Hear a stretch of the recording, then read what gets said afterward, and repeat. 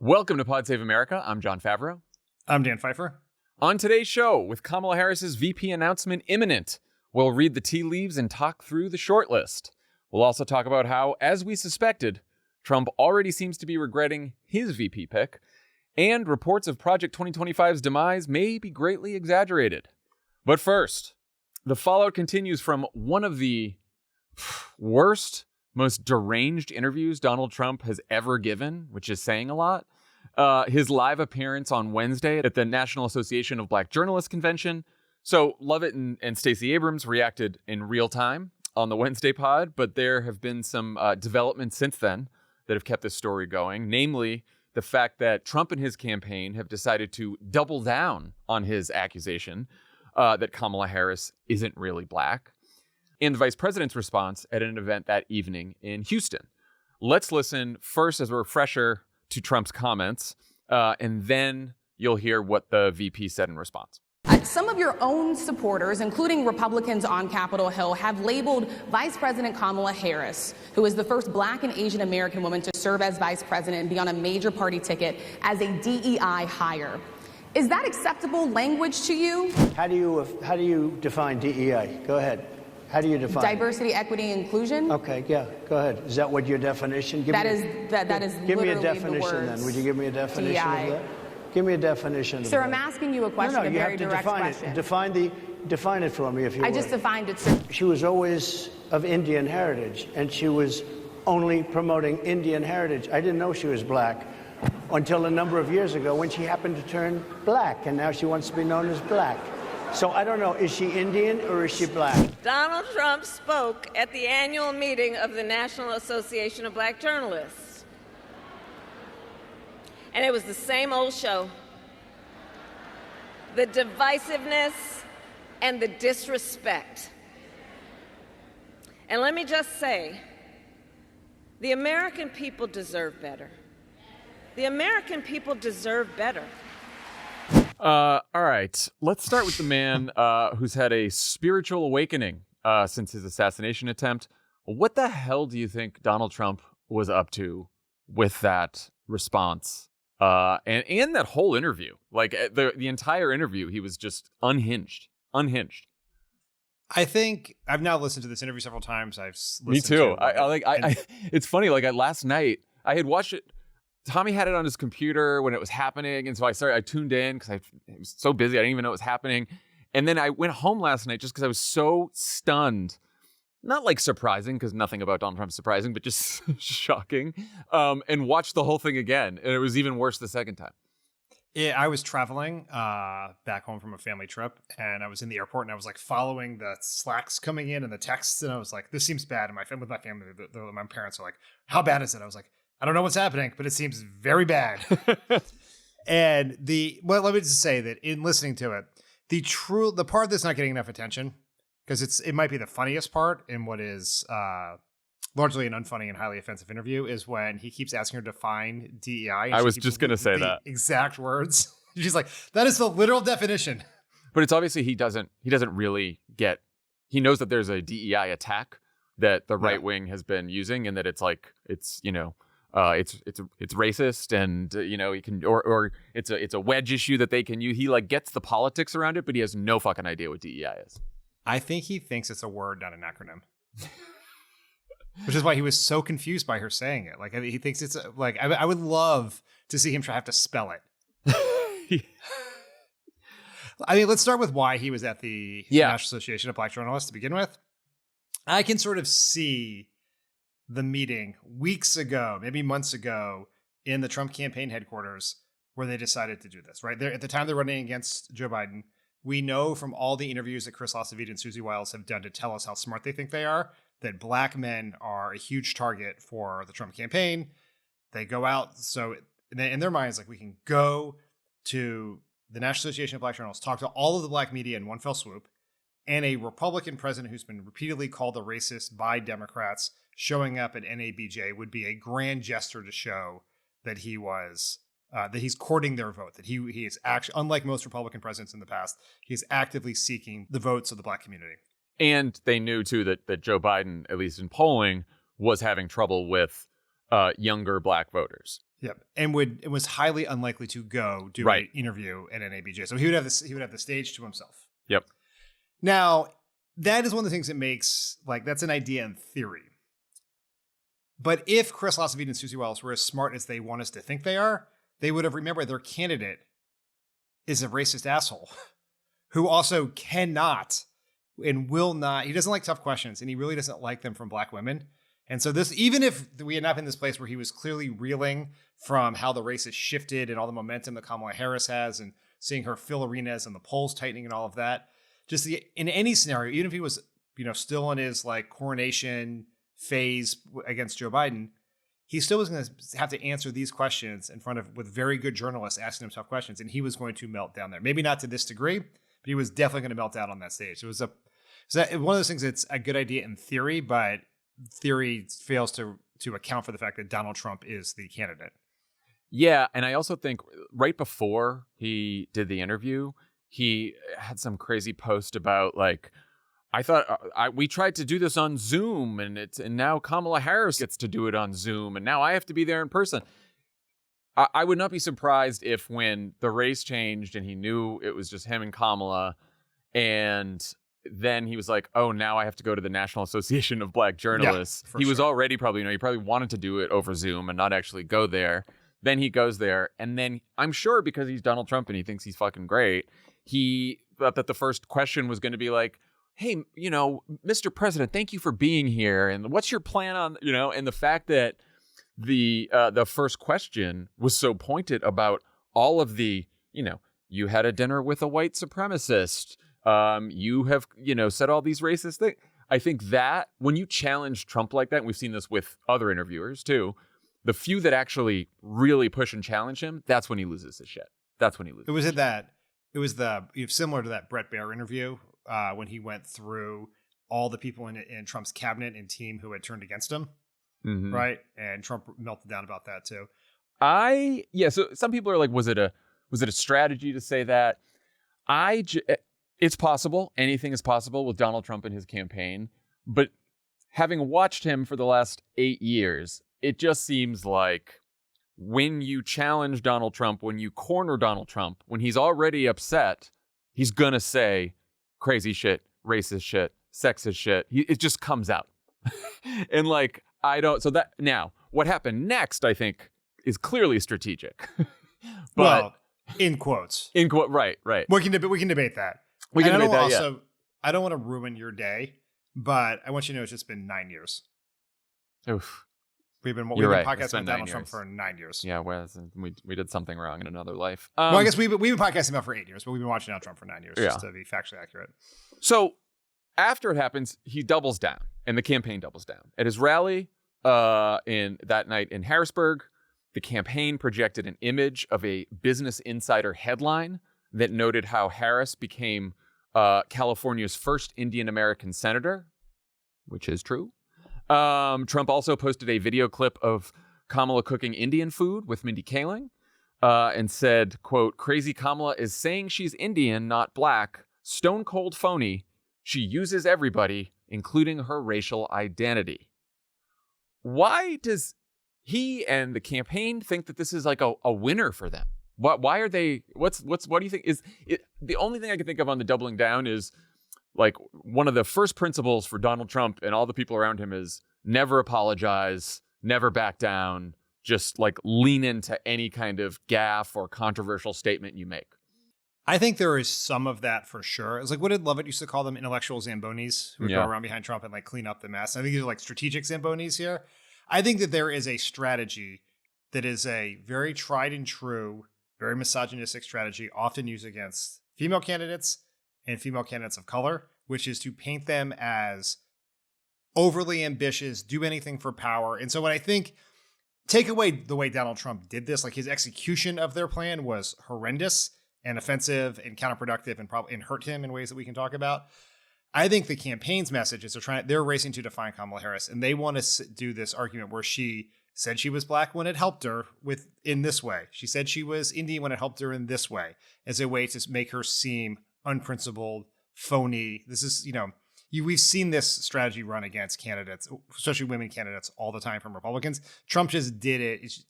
in a way that was like such an unsubtle sledgehammer that it kind of blew up in his face.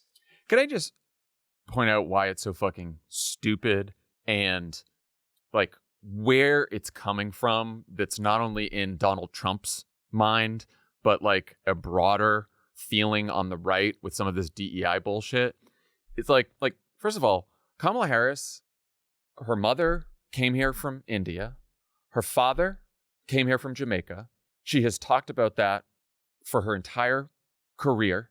She has written about it in her book. She's given speeches about it when she became the vice president.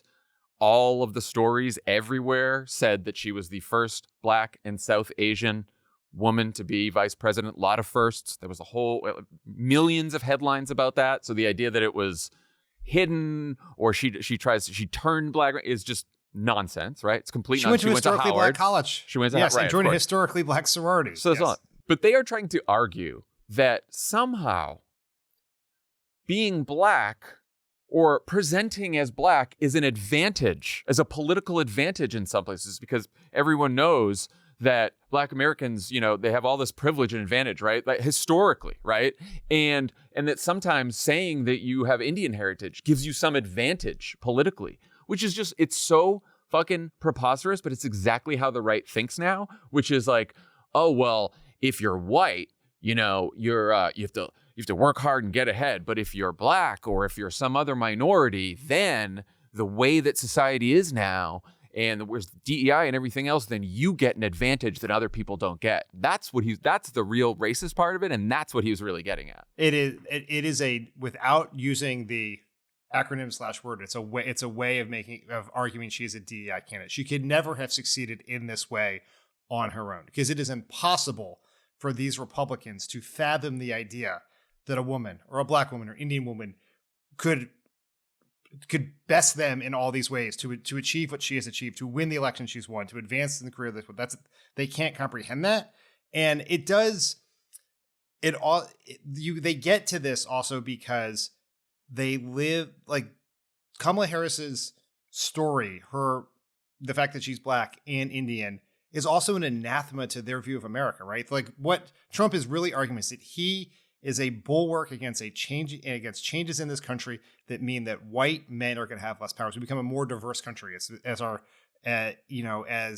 and so the idea of Kamala Harris is that, as Barack Obama in the same way, was something they could not comprehend, they could not wrap their mind around, and so they must lash out at it in the most offensive ways possible. Like, it does not compute in their mind that she could have achieved everything she achieved based on her hard work, her talent, her brains, her grit, all of that. Like, that is not in their worldview. It is not possible for them.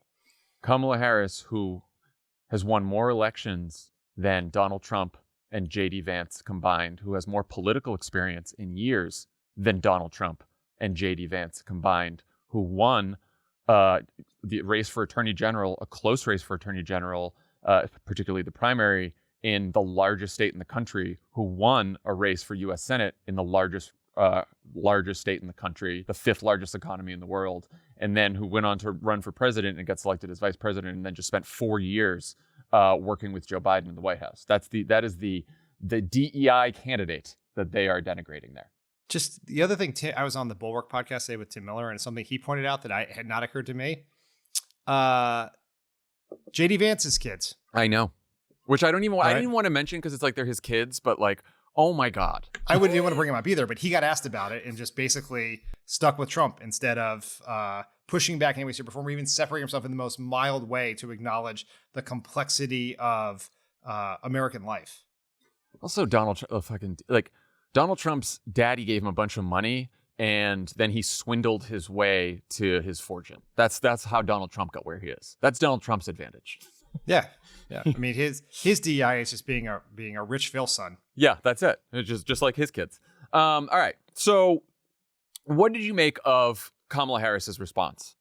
I loved it, but I'll say want to why hear why. But I loved it as well, but I want to hear why you loved it. Okay, so I think I had a couple people say to me, the Trump doing this and everyone calling him racist and him taking over the news cycle with this, it's giving me 2016 vibes where we were all like, oh, Trump every day was saying something sexist about Hillary, or then he was saying something racist about someone else. And suddenly that became the campaign. And we all thought, oh, of course he's going to lose. And then he wins, right? And I do think that not just the Clinton campaign, but the whole Democratic Party has sort of learned over the last several years that he wants us to take the bait, right? Was desperate for the Harris campaign and Democrats to be like, you're a racist. And then he's like, I didn't say anything racist. I said that she's just trying to prove that she's not really black, and they want that.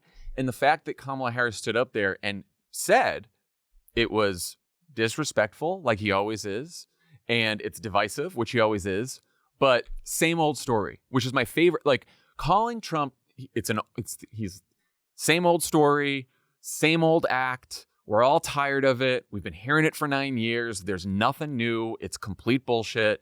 This is why we need to move forward. This is why we need to turn the page. It is the strongest argument, and it prevents her from getting sucked in. And it's also not ignoring it altogether, because I'm sure some people, she should ignore it. You can't ignore it. No. But I think lifting it up and making it about, it's not a fight between Kamala Harris and Donald Trump. He wants it to be a personal fight between the two of them.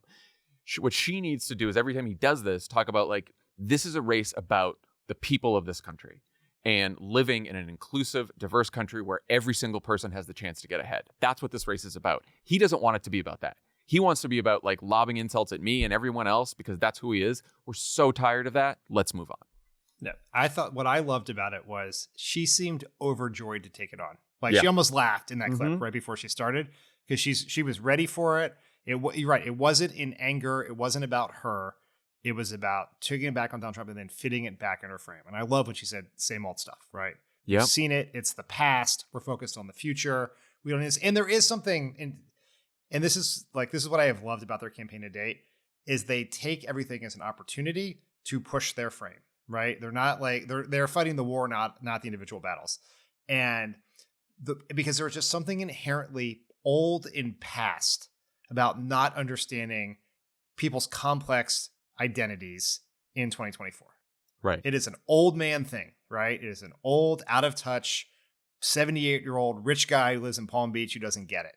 Because, tens of millions of Americans identify as biracial, right? Everyone knows someone in their family, their friends, who it's white mom, black dad, everything, right? And how people talk about it and think about it. And, we dealt with this with Obama too, right? This was the whole thing. Obama's not black enough, all those things. And people got it. You never had to be explained because they understand, because they see it in their lives. And Donald Trump just looks like an old fart who doesn't get it. And that's what you want, right? That is how this race has fundamentally shifted in the last 2 weeks.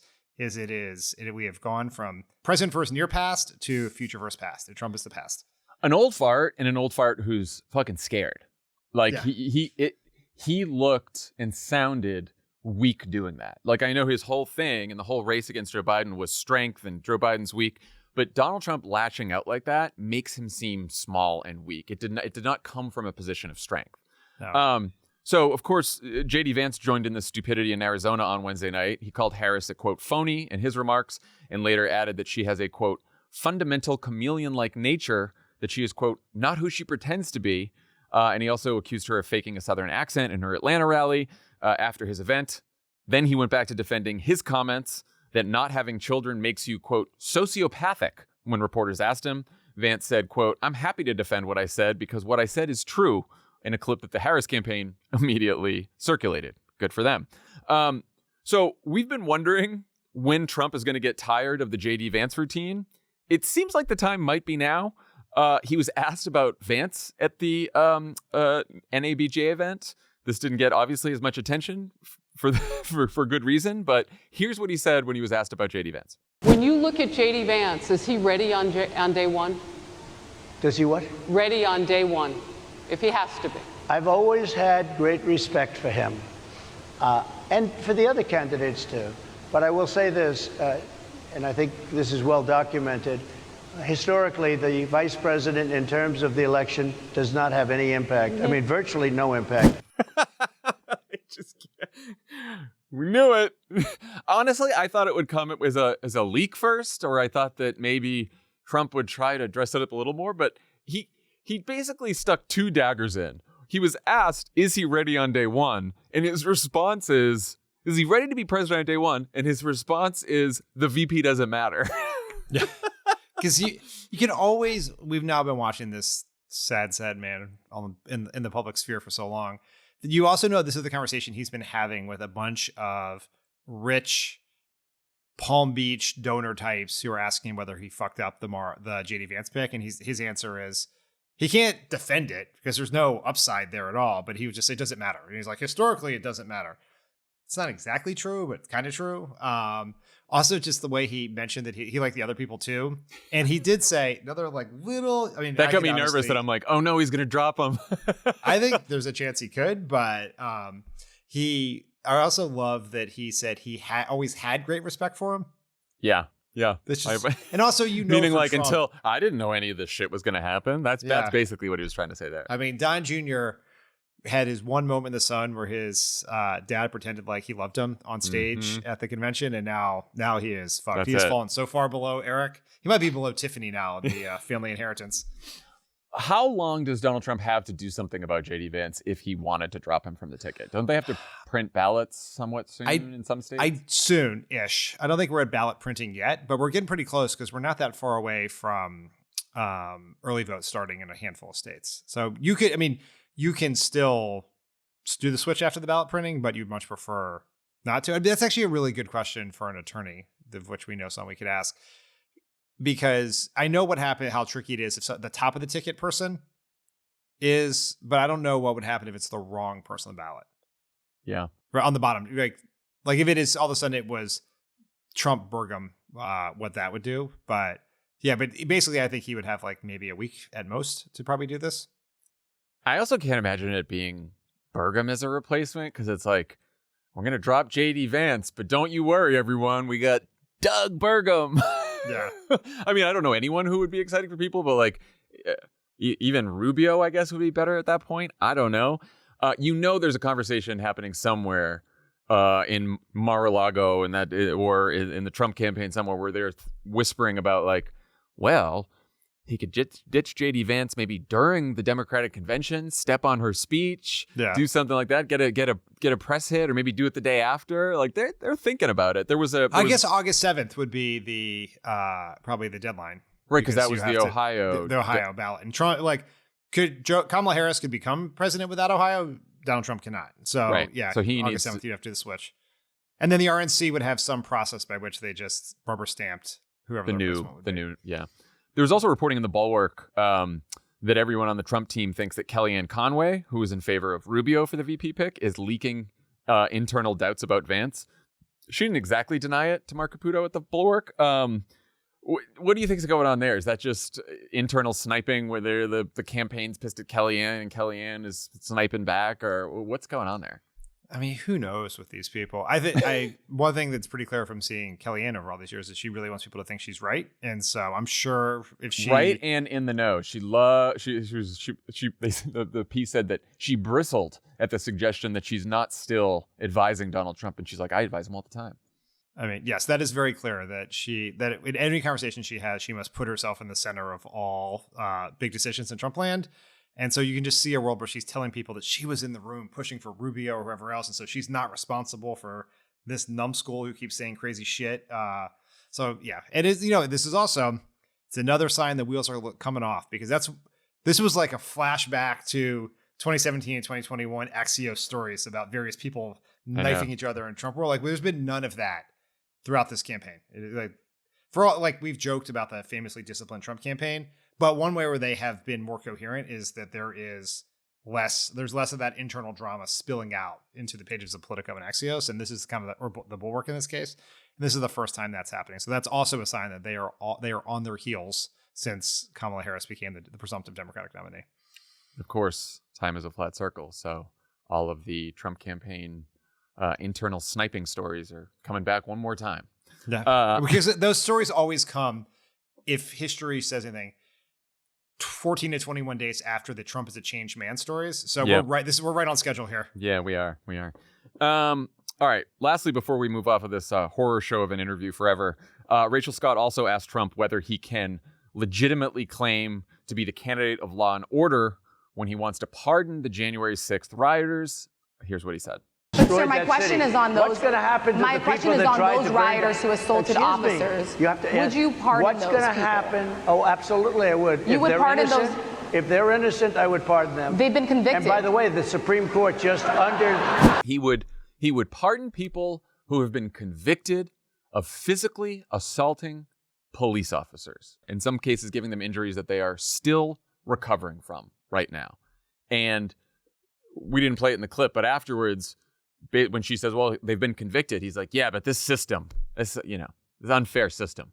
So again, convictions only count in Trump's mind when they are convictions against people he does not like, when they are convictions against people that support him or the people that he likes. They do not matter. That is the guy who wants to be the chief law enforcement officer in this country and execute our laws. Cool stuff. I mean, it is. That's going to be the worst politics.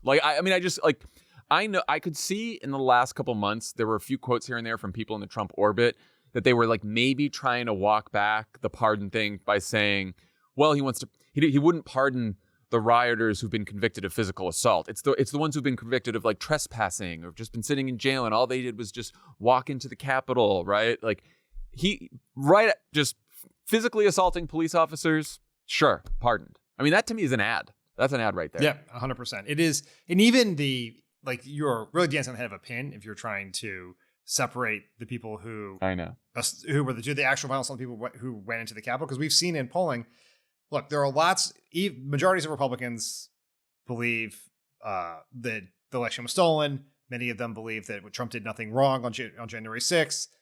They have better feelings about, they think some of the convictions were wrong, the system's broken, but they really do not like the people who actually went into the Capitol. And even a lot of Republicans do not think they should be pardoned. And so Trump you're right, he is zoned in on, there's no less popular way to talk about this than Trump is doing it. Like it's bizarre almost. Has always been like this self-destructive impulse in him, and it is coming out and he is in full flower right now. God, this is why I want the debate so badly, because can you imagine? Yeah, I know. And again, the last debate, it probably would have happened. He would have been self-destructive had Biden not had the night that he had. But he wasn't challenged. And I think if he's challenged at a debate, which I'm sure Kamala Harris would do, and I'm sure the moderators would do as well, who knows? Who knows what we'll see? Speaking of political liabilities, Project 2025 is, quote, winding down its policy operations, according to the Washington Post, and the guy who was running it stepped down. This was also a fun reminder that Project 2025 isn't just a document full of terrible and unpopular ideas. It was also a staffing operation run out of the Heritage Foundation to act specifically as an administration in waiting for Donald Trump. And it was filled with over 200 people who worked in the last Trump administration, including some very senior advisors and a handful of cabinet secretaries. Anyway, the Trump campaign released a statement saying, quote, reports of Project 2025's demise would be greatly welcomed and should serve as notice to anyone or any group trying to misrepresent their influence with President Trump and his campaign. It will not end well for you. Okay. Not everyone's so happy about this on the right. Molly Hemingway, the editor-in-chief of The Federalist, tweeted, Trump world bows down to left-wing media lies and keeps signaling he doesn't want his most loyal foot soldiers, who kept with him even when very few others did, or their conservative ideas in his next administration. Interesting. Thank you, Molly Hemingway. What do you think has really been going on behind the scenes between Project 2025 and the Trump people? The Trump people really wanted the Project 2025 people to shut the hell up, right? Like there was no need. They did this all publicly as a way to raise money for the Heritage Foundation and raise the relevance of the Heritage Foundation, a group that was very dominant for a long time in Republican politics and sort of fell out of favor for a long time. And like they want all the work. They want the lists. They want the ideas. They just don't want the bad press. And This is something that had been getting a ton of attention. Democrats were utilizing it very well. And so they wanted people to shut up. Now, it's important to note that Donald Trump is the official nominee of the Republican Party. Next, in a couple of weeks, Kamala Harris will be the official nominee of the Democratic Party. And what that will mean is that the federally funded transition operations will begin. So they don't need Project 2025 in 2 weeks to staff the government with all these apparatchiks. Like they can do it. The taxpayer dollars will be helping them do it by Labor Day. It's interesting when you said that. I thought, oh, now we're going to know, like, the transition's going to get staffed with people who were part of Project 2025. Like, that is inevitable. Yeah. Yeah. It won't be the people who are the head of it. No, because they want to be careful. But, like, it's going to become obvious pretty soon that, of course, the Trump campaign embraces both the people and the ideas of Project 2025. It's obviously, of course, they're going to do it. There's not even a question in my mind. There is no question in my mind that were Trump to win the White House, Project 2025 will be their 100-day, their 200-day, their 300-day, their first-term plan. Right? Yeah. That is what they're going to do. And the people on that list are going to be working in that government. Because do you think the Trump people are out there just really combing through LinkedIn looking for undersecretaries of natural resources? Of course not. There's no one left. They had like dozens of senior advisors and national security people and cabinet secretaries who've said that Trump is dangerous and a threat and would never work for him again. A whole bunch of other people who probably have legal bills from the last Trump administration. Like, they don't have a lot of choices. So, of course, that's how they're going to staff their government. And the idea that, because, you talk about sort of the Democratic strategy moving forward on Project 2025, the idea that Donald Trump is somehow separate from these ideas or doesn't embrace most of these ideas, like, he's already come out for eliminating the Department of Education, rolling back all of Joe Biden's environmental regulations, getting rid of most of the non-political appointees in the federal government to replace them with MAGA loyalists. He included Medicare and Social Security cuts in every single budget he proposed every year he was president. Like, all of this stuff he's already agreed to, And so I don't know. Is there anything else that you think Democrats should do going forward on this? I think we never stop talking about it. We keep pushing it. We do not take no for an answer here, right? This is their agenda. I would start joking, too, about Donald Trump saying things like, I know nothing about Project 2025. I think some of the points are fine. Some of them I disagree with. I've never read the document. I think some of the points are good. I have no idea who's behind it. More than 200 people who used to work for me run it. There's a mocking there that I think is important because some people will think, oh, well, he's disavowed Project 2025. He says he has nothing to do with it. And I think it's important to remind people that he's full of shit. There was plenty of great mainstream press coverage of Project 2025. Like the press did a very good job. Really good job. But the reason why it broke through was people took it online and started creating their own content about it. It really was like, we are now living in a, Brat Summer coconut pilled abundance of pro Kamala anti-Trump media. But the one success we had prior to the change in candidacy was a lot of people made some great videos and content about Project 2025 that really scared the shit out of a lot of people, and they got shared. And so we should continue to do that. These are, Cheesecake Factory menus lists of bad policies that we can continue to do, and people should keep doing and pushing it out there. Because then if you're trying to litigate this in the free press, like what the Trump people accomplished here is getting you can see the debate where the moderator says to Kamala Harris, but the project has ended, right? Or in a press conference or in an interview that she is doing, not an interview here, an interview with more credulous mainstream media, but on social media, continue to educate people about it, because you are in the right if you are pushing this out there and explaining to people what it is, because that is the Trump agenda, whether they disavow this staffing plan or not. Pod Save America is brought to you by ZipRecruiter. Summer's here and seasonal businesses are hiring, everything from mule packers to drama camp leaders. This means that people with these specific skills are in high demand and not easy to find. Whether you're hiring for one of these roles or any other role, how do you find top talent before the competition gets to them? ZipRecruiter. And right now you can try ZipRecruiter for free at ZipRecruiter.com/crooked. See a candidate who really shines? ZipRecruiter lets you connect with them ASAP. You can use ZipRecruiter's pre-written invite to apply message to personally reach out to your favorite candidates. We love ZipRecruiter. Yeah. We've used it to hire people right here at Crooked Media for many years now. Many years. It's a fast technology. It lets you sort through people easier than just going resume by resume. It's tough. Hiring's tough. Gear up for summer with ZipRecruiter's high-speed hiring tools. See why 4 out of 5 employers who post on ZipRecruiter get a quality candidate within the first day. Just go to this exclusive web address right now to try ZipRecruiter for free. ZipRecruiter.com/crooked. Again, that's ZipRecruiter.com/crooked. ZipRecruiter is the smartest way to hire. All right, we are down to the final few days until VP Harris selects a VP of her own. As a reminder, the reporting is that she's going to do a rally on Tuesday. introducing her running mate. That rally is in Philadelphia, stoking a lot of speculation that the pick would be Pennsylvania Governor Josh Shapiro. The campaign said not to read too much into the location. But then today, NBC News reported that Shapiro had canceled some fundraisers that were scheduled for this weekend, and Shapiro's folks confirmed that.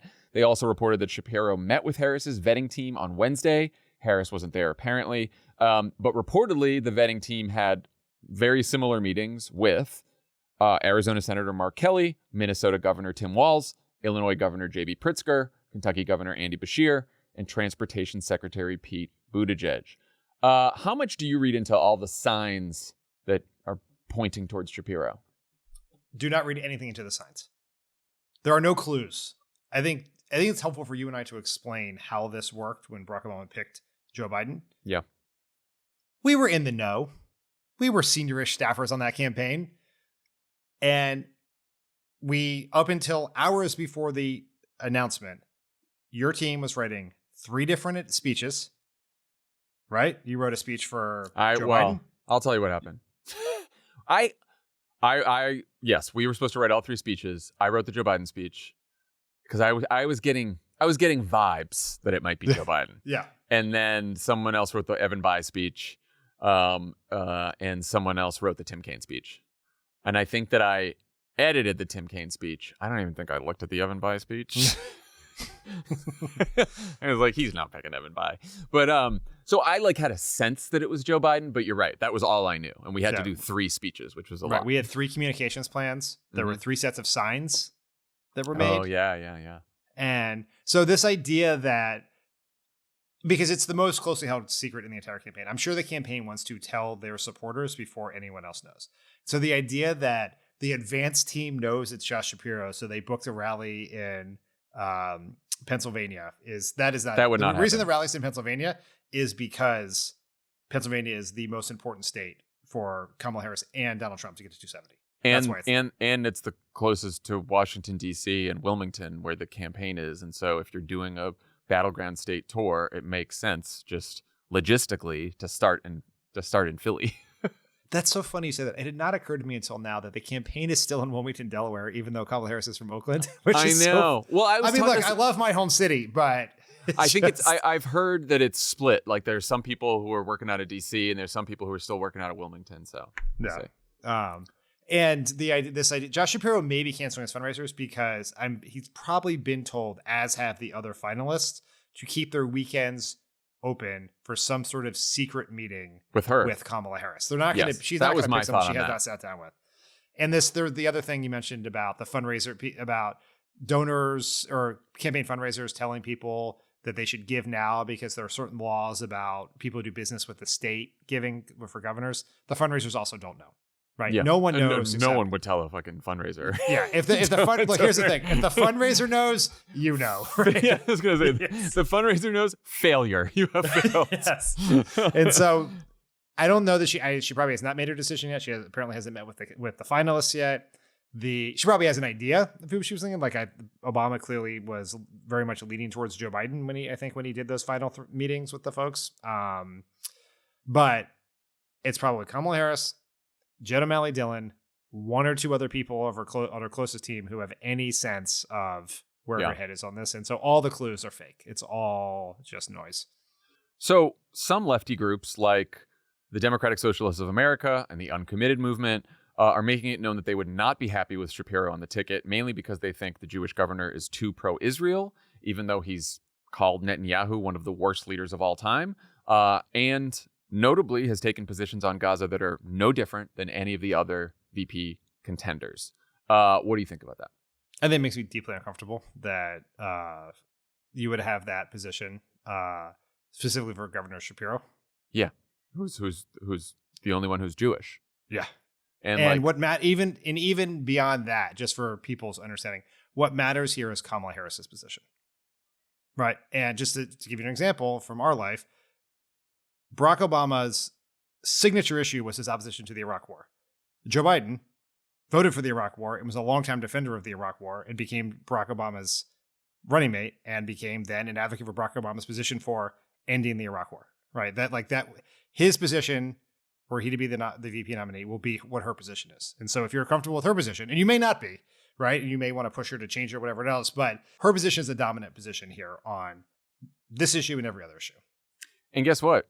Kamala Harris, who's now getting attacked for positions she took in 2019 and 2020 in that primary, all of her positions are changed now because they were changed when she got to the White House because her positions were Joe Biden's positions. That's just what you said. Yeah. That's what happens with the VP. And Josh Shapiro serves in this White House. His positions are going to be Kamala Harris's positions. Aside from that, the reason that Josh Shapiro keeps getting mentioned and he keeps popping up at the top of the list is like the guy has a 60% approval rating in Pennsylvania. He has won elections there by a good deal. He outran John Fetterman in 2022. Now, of course, he was running against Doug Mastriano, who is somehow even a worse candidate than Dr. Oz, but he is wildly popular in Pennsylvania. And there was a Fox poll, I believe, last week that tested what if it was Shapiro versus Trump in Pennsylvania, and it had him winning by 10 points. And I haven't seen any polling yet that tests how would Harris Shapiro fare against Trump Vance in Pennsylvania, and like would it make a difference on the ticket? So I haven't seen that polling yet. But if it helps a few points and everything else checks out well with Josh Shapiro, and Pennsylvania is the tipping point state in this election, the most important state to win, you could see why she would want to go for Josh Shapiro. Yeah, I mean, the polling is a little, I'm like, hypothetical polling is always a little sketchy. I have seen polling that asks people, Pennsylvania voters, would you be more or less likely to vote for Kamala Harris if Josh Shapiro was on the ticket? And I've seen similar question for Mark Kelly in Arizona. And a lot of Pennsylvanians are more likely. Most of them will say it makes no difference. A majority will say it makes no difference. Some of them will say more, and a tiny percentage will say yes. So yeah, will say it makes them less likely to vote. But the problem with that polling is the sample sizes aren't good enough to know, are the people who are saying more likely people who are voting for Kamala Harris anyway? Right. So you don't really know.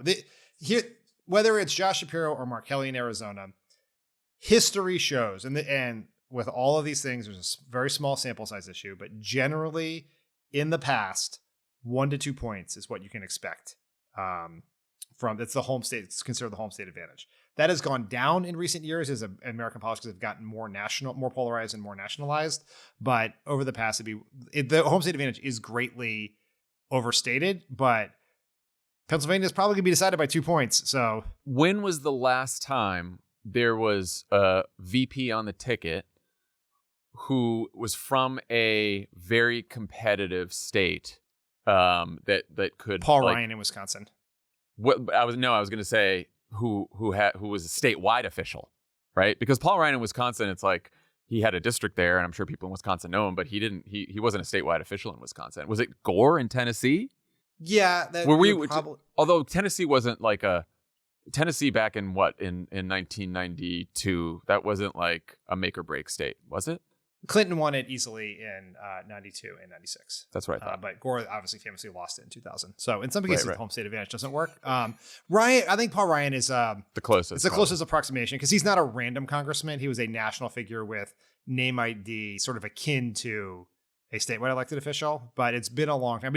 But the way they measure this generally is not in a it doesn't have to be a battleground state. Like how did the state perform compared to how the candidates perform nationally, right? Against a baseline. And so, it's like Biden did, Obama did a point or two better in Delaware than he otherwise would have done based on space. But it's all very hard to disentangle what it means. So I think the thing is, picking Shapiro does not guarantee Pennsylvania. It may help. It may. And you say the same thing about Mark Kelly in Arizona. It may help. But if it does help, it's only going to help a little. Right. I think that's right. And so I think at the end of the day, if you're Kamala Harris, you want someone who can govern, right? You like a lot of these candidates, and Barack Obama thought this too, which is like, I want to pick someone who, if something happens to me, then like I feel they are ready on day one, like Trump could not say about J.D. Vance. And then you want someone that you like vibe with on the campaign trail, someone that someone that you trust, right? And so, we can make all the political calculations, and I'm sure the Harris campaign is doing that as well. But she's got to feel comfortable with this person. And so what do you think about sort of the other contenders? I think, like you said, Kelly would potentially help with Arizona a little bit, which is a key state, not as key as Pennsylvania, not as many electoral votes. And she's probably behind there by more than she is in Pennsylvania.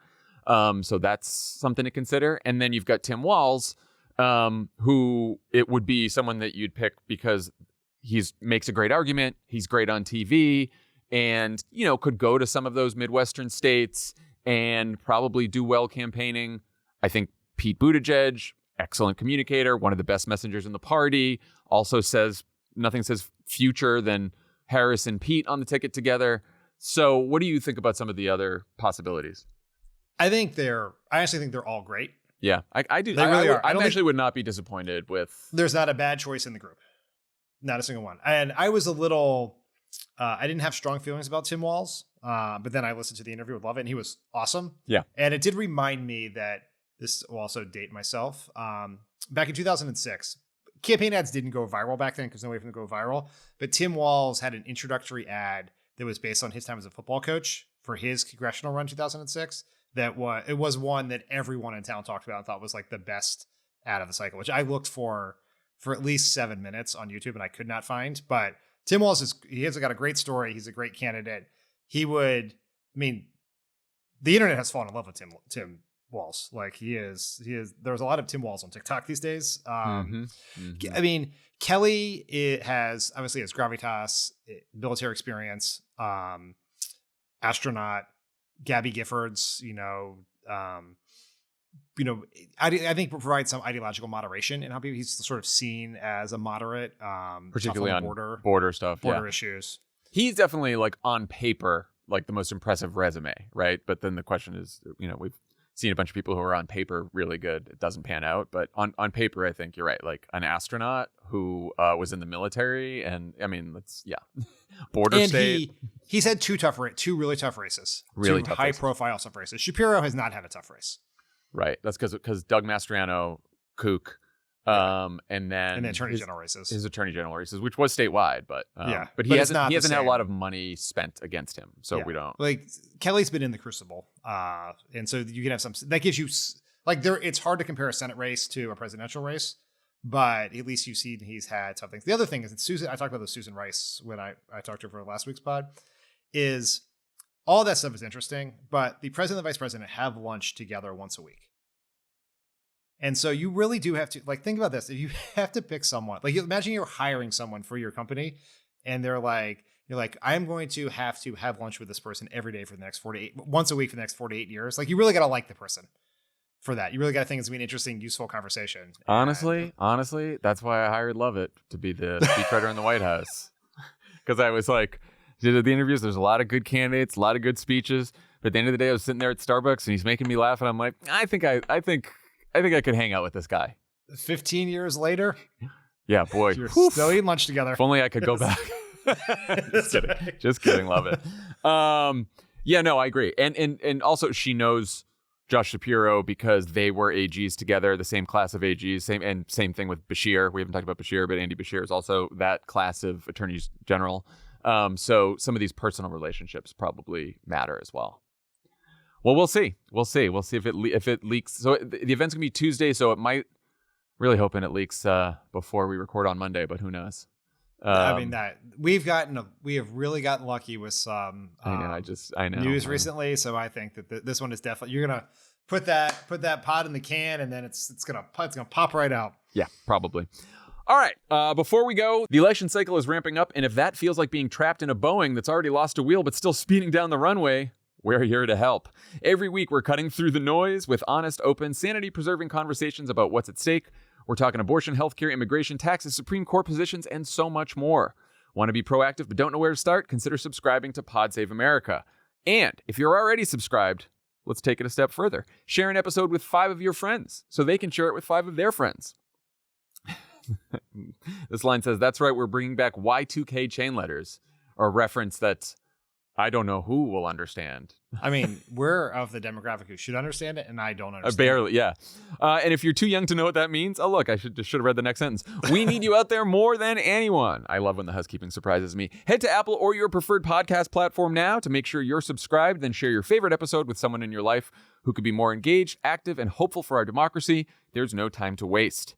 All right. That's our show for today. We will be back with a new pod on Tuesday morning, and everyone have a good weekend, and we'll talk to you then. Bye, everyone.